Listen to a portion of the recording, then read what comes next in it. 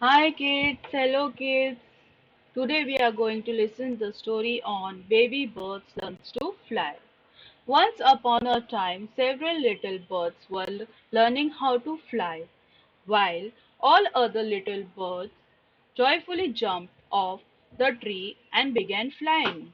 One baby bird was afraid of falling down and breaking his neck. Well, you won't fall, the teacher bird said. You know how to fly.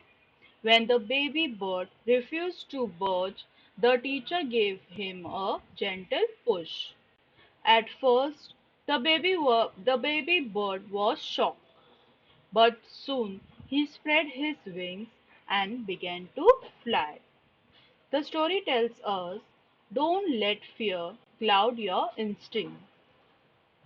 If you like my channel, then please subscribe, like, share, and click the bell icon button. Thank you.